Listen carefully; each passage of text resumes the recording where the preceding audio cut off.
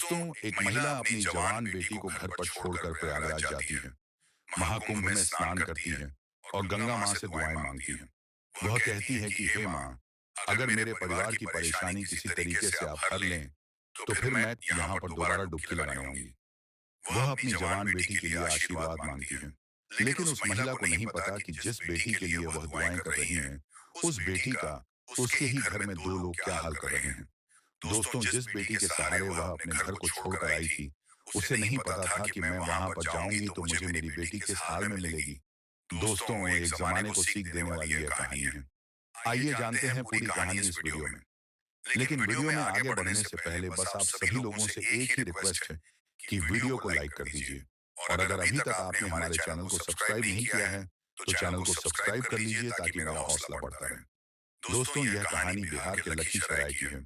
आजकल जैसा कि आप सभी जानते हैं कि उत्तर प्रदेश के प्रयागराज में महाकुंभ चल रहा है, और इस महाकुंभ में देश के हर कोने से, हर गांव से कोई ऐसा गांव नहीं होगा जहां से 100-200 लोग महाकुंभ में पहुंच ना रहे हों। तो दोस्तों, ऐसे ही वह महिला भी अपने गांव से कुछ लोगों के साथ प्रयागराज जाने के लिए तैयार होती है, और अपनी बेटी से, जिस बेटी का नाम काजल होता है। दोस्तों, काजल एक बदला हुआ नाम है। काजल की उम्र 21 साल होती है। वह महिला अपना सामान वगैरह पैक करती हैं और अपनी बेटी से कहती हैं कि ऐसा है, मैं महाकुंभ में जा रही हूँ, नहाने के लिए घर पर तुम दादी का ख्याल रखना और उनके साथ ही रहना, कहीं इधर उधर जाना मत। लेकिन वो बेटी कहती है कि मैं घर पर अकेली रहूंगी और मेरे पास फोन वगैरह भी नहीं है। अगर तुझसे बात करना होगा तो कैसे बात करूंगी, मुझे पहले एक फोन दिलवा कर जाओ। वह महिला कहती है ठीक है। अब दोस्तों, वह बाजार जाती हैं और एक सादा फोन लेकर आती हैं और काजल को दे देती हैं, और उसके बाद कहती हैं कि ठीक है, मैं जा रही हूँ अपना, और घर का और दादी का ख्याल रखना। दोस्तों, उसके बाद वो महिला अपने गांव वालों के साथ चली जाती है। लेकिन दोस्तों, जैसे ही वह जाती है, इधर काजल जो है आजाद हो जाती है। उसकी बातचीत एक लड़के से चल रही थी। जिस लड़के का नाम लखन होता है, उसके गांव से 7 से 8 किलोमीटर की दूरी पर उसका गांव होता है। एक मायने में उसका वो बॉयफ्रेंड होता है। उसके घर पर भी उसका आना जाना था, क्योंकि परिवार में ये हुआ था कि लखन से काजल की शादी होगी, तो इसीलिए जो है लखन कभी कभार उसके घर पर आ जाता था। वह उसी के ही परिचित में किसी रिश्तेदार में आता था। तो काजल जो है वो लखन से बात करती है और कहती है कि अच्छा मौका है, अभी तक तुम दिन में आते थे, मुझसे मिलते थे, क्योंकि कभी कभार उन दोनों को मौका मिल जाता था। तो चूंकि उनकी शादी होने वाली थी, तो दोस्तों वो कुछ अपना रिलेशन को आगे भी बढ़ा चुके थे। तो काजल कहती है, अभी तक तुम दिन में मिले हो, जितनी बार भी मिले हो, क्या तुम रात में नहीं मिलोगे? लखन कहता है, क्या बात कर रही हो? तो कहती है कि मैं सही कह रही हूँ, माँ जो है महाकुंभ में गई है स्नान करने के लिए, और अब 2-4 दिन बाद ही आएगी, तो बहुत अच्छा मौका है। घर में दादी हैं, उन्हें ना ज्यादा दिखाई देता है, ना ज्यादा सुनाई देता है, तो इसीलिए तुम जो है अगर हो सके तो आ जाओ, और मैं तुम्हारा इंतजार करूंगी। लखन कहता है कि ठीक है, क्यों नहीं आऊंगा। अब दोस्तों, जैसे ही शाम हुई, रात हुई, जल्दी जल्दी काजल ने खाना बना लिया। उसके बाद अपनी दादी को खिला दिया, अच्छे से उनको सुला दिया, और फिर उसके बाद वह लखन का इंतजार करने लगी। अच्छे से तैयार हो गई। दोस्तों, कुछ देर के बाद लखन आ जाता है, लेकिन वह अकेला नहीं आता। उसके साथ एक उसका दोस्त आता है जिसका नाम प्रवीण होता है। उसको देखते ही काजल सोचने लगती है और उससे कहती है कि ये कौन है, इसको क्यों लेकर आए हो? तो वो कहता है कि ये मेरा दोस्त है, जैसे मैं हूं वैसे ये भी है। इसका नाम प्रवीण है हमारे, और इसमें कोई फर्क नहीं है। तो काजल कहती है कि ठीक है तुम्हारे, इसमें कोई फर्क नहीं है, लेकिन तुम इसे लेकर ही क्यों आए हो? मैं तो तुम्हें अकेले बुलाई थी इसका, यहाँ पर क्या काम है? दोस्तों, उसके बाद लखन जो उससे कहता है, उसे सुनकर उसका दिमाग खराब हो जाता है। वो कहता है कि ये समझ लो हमारे इसमें कोई फर्क नहीं है, और आज जो भी करेंगे हम तीनों मिलकर करेंगे। अब इतना सुनते ही जो काजल थी वो बौखला जाती है और कहती है, क्या बात कर रहे हो, क्या मतलब है तुम्हारा? मैं कोई खाने वाली चीज हूँ, बांटने वाली चीज हूँ, जो तुम इसके साथ मिलकर मुझे बांटोगे? और हमारी तुम्हारी शादी होने वाली है, तुम्हें शर्म नहीं आ रही ऐसी बात करते हुए?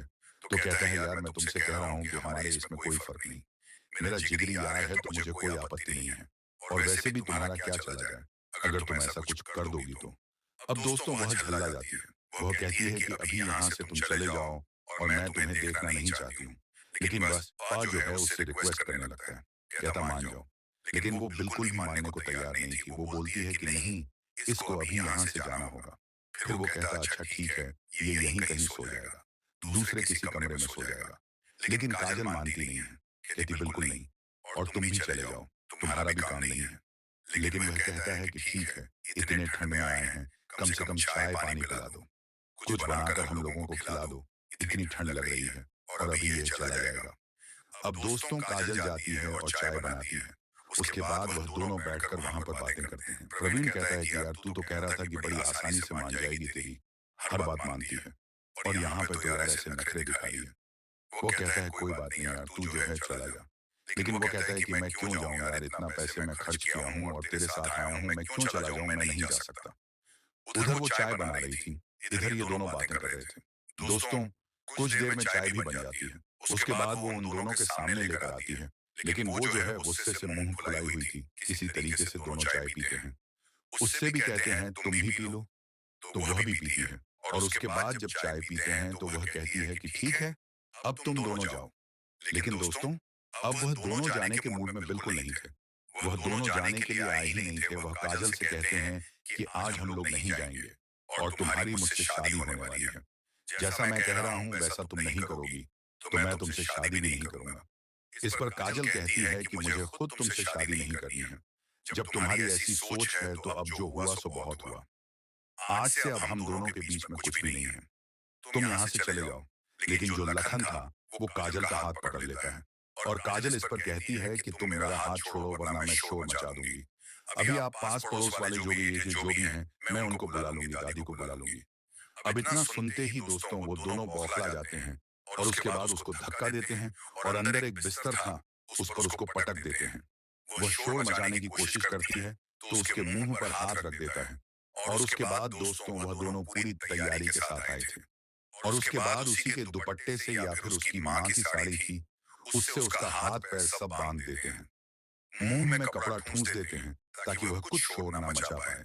और उसके बाद दोस्तों वो पूरी तरीके से असहाय हो जाती है। और जब वह असहाय हो जाती है तो ये दोनों जो है ड्रिंक वगैरह लाए थे, दोनों वहीं पर बैठकर ड्रिंक करते हैं। और फिर उसके बाद दोस्तों वो दोनों जिस काम के लिए आए थे बारी बारी से उसके साथ हैवानियत करते हैं। अब दोस्तों काजल कितना झेलती, कुछ देर में वह बेहोश हो जाती है।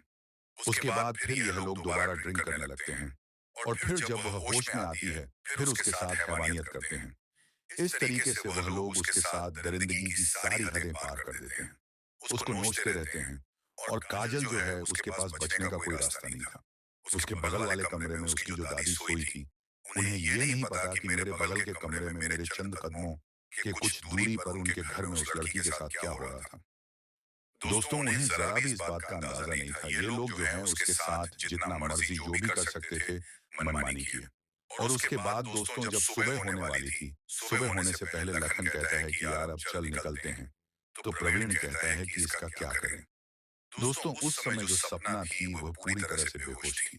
तो वह कहता है कि यार बेहोश है, चल इसका गला दबा देते हैं, नहीं तो ये उठेगी तो हम लोगों को फंसा देगी, शोर मचाएगी, तो फिर क्या होगा।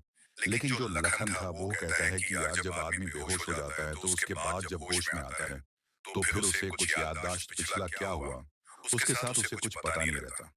ये कहता है कि यार कैसी बात कर रहा है तू, तुझे ज्यादा चढ़ गई है। ऐसे थोड़ी होता है कि बेहोश होने के बाद आदमी होश में आएगा तो उसके साथ क्या हुआ है सब कुछ भूल जाएगा। लेकिन लखन कहता है नहीं यार, मैंने सुना है इस तरीके से कि एक बार बेहोश हो जाता आदमी तो उसे कुछ याद नहीं रहता। अब इस तरीके से वो इस टॉपिक पे बहुत टाइम तक बात करते हैं और फिर पी पी के इतना वो नशा कर लेते हैं कि फाइनली ये कहते हैं कि चल ठीक है यार, और वो सारा कुछ भूल जाएगी और वैसे भी होश में भी आएगी तो किसी से कुछ कहेगी नहीं, क्योंकि मैं तो उससे शादी करने वाला हूँ, यही सब वो फाइनली डिसीजन लेते हैं। और उसके बाद वहां से वो निकल जाते हैं, वहां से सीधे अपने घर चले जाते हैं। और काजल जो है दोस्तों उसी हालत में ऐसे पड़ी रहती है, इधर उधर लुढ़कती है, हिलती डोलती है, लेकिन वह कहीं से कुछ कर नहीं पाती है और कहीं जा नहीं पाती है। और दोस्तों वह ऐसे ही पड़ी रहती है। और जब सुबह होती है तो उसकी दादी उसका इंतजार करती है कि अभी तक उठी नहीं, क्या बात है, क्योंकि वह जल्दी उठ जाती थी। काजल भी जल्दी उठ जाती थी, उसकी माँ भी जल्दी उठ जाती थी। लेकिन माँ तो थी नहीं, वह महाकुंभ में गई थी स्नान करने के लिए। तो दादी जो है उठ जाती हैं और उसके बाद थोड़ा थोड़ा जब सुबह हुआ तो जाती हैं कमरे में, देखती हैं तो काजल की हालत देखकर उनके पैरों तले जमीन खिसक जाती है। और उन्हें समझने में देर नहीं लगती कि आखिर उस काजल के साथ हुआ क्या है। फिर वह उससे पूछती है, उसका जो हाथ पैर बंधा था सब खोलती हैं, मुंह से कपड़ा निकालती हैं, उससे पूछती हैं कि कौन था, ये क्या हुआ। तुम्हारे साथ कौन आया था? तो दोस्तों फिर वो रोने लगती है और उसके बाद बताती है कि लखन आया था। अब जैसे वो निकपट लखन का नाम सुनती है तो कहती है कि क्या बात कर रही है?